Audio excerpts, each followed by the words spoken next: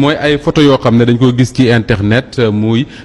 Ousmane Sonko ànd ci ak président bu Guinée-Bissau muy Embalo alors journaliste bii di Madiambal Diagne yëkkati ci ay kàddu lam ca wax nag moo di ne Ousmane Sonko moom moo sàkku nga dem daje ak président wu Guinée-Bissau boobule et que Alioune Tine moom moo ci dox ay tànk yow ci sa bopp jokkoo nga ci ak Alioune Tine wax ñu dëgg-dëgg mbir mi nan la demee. mbir mi ni mu demee Moustapha moo di ni ki démb ci guddi gi 23h31 ci la Ousmane Sonko bind ci page Facebook am def ci sax ay photo wax que ni nag daal dinay wuy ji invitation bu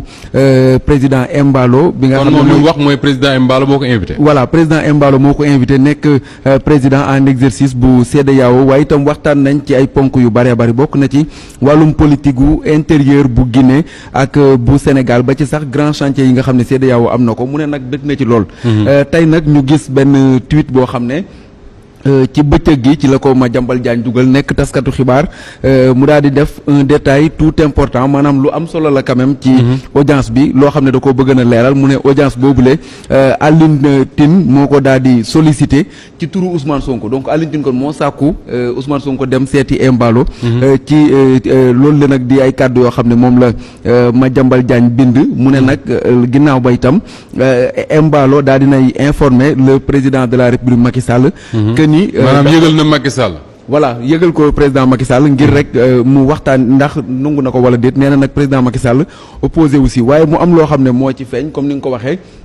ndax Alioune Tine moom weddi na kàddu yooyu lee nee na ci coowal événement yi nga xam ne moom la ñu weesu pas événement mars yi mais événement. pour mu leer Alioune Tine voilà. moom nga jokkool téléphone. voilà moom la wax ne li Madiambal Diagne wax du dëgg. moom lañ jokkoo téléphone nee na aussi simple que ça nee na kàddu yi Madiambal Diagne wax amul ndaxte événement yi nga xam ne moom la ñu weesu muy temps wu manifestation yeeg coowal législative yi ci la ko Embalo wax que ni moom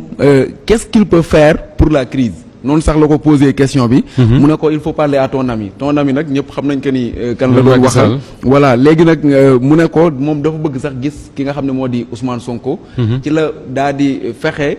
jox ko numéro Ousmane Sonko waaye itam entrer en contact ak Ousmane Sonko wax ko que ni